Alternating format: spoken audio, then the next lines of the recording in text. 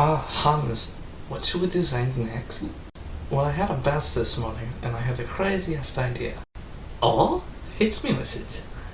Okay, so we take the bathtub, we flip it around, put it on the chassis, put an engine, and to finish off the cake, we put a turret on it. Hans, you're a genius.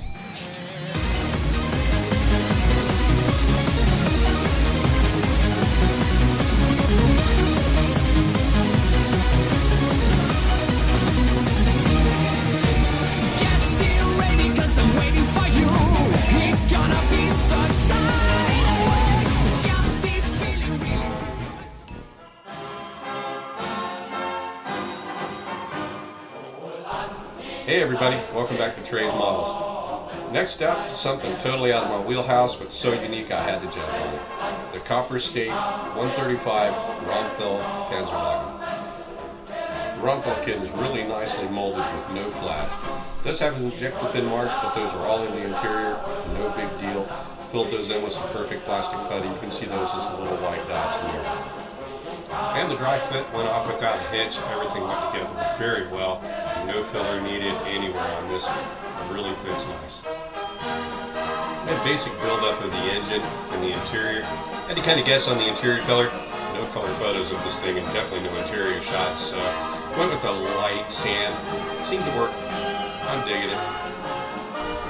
Hey, this thing's got a Hemi in it. Now seriously, it's got a Mercedes with a whopping 88 horsepower. I went ahead and added a wiring harness to it and slapped it in. It's good to go. Now formed some driver's seat cushions out of epoxy, put everything together, got the interior painted up. Here we see got some Testors white sprayed down, then masked everything up in preparation for the next color. But the secondary color is really a total guess. It's black and white pictures of it only, so kind of went with not too far removed from a RLM 75/74 color and tinted it a little bit. I think it fits the bill. The decal session went pretty good, with the exception of the front grille. Getting that thing to settle down in those grill grooves was a nightmare.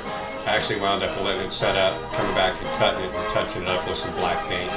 In reality, you could totally leave this out because it was painted over before it went into the field. I kept the weathering down to a minimum. With these pizza cutter tires this thing had on it, it wasn't going to be out in the mud, getting mud slung all over it, so basically just did some streaking and staining on it with some artist oils. So at this point in the build, we're attaching the wheels, getting the doors and engine hood, all that situated. I did add a little bit more dirt and grime to it, just to kind of enhance the weathering a little bit without going too overboard. The Romfell was developed in 1915 and got its name from the combination of the designers Hauptmann Branko Romanek and Oberlieutenant Simon Fellner. The Romfell was basically built on top of a Mercedes passenger car with an 88 horsepower engine and chain drive to the rear wheels. By August 1916, the Romfell was withdrawn from service in a worn-out condition. It was rebuilt on top of a captured Fiat truck chassis, and this may lend to the rumors that there were actually two built, but there's really no evidence, just that there was the only one.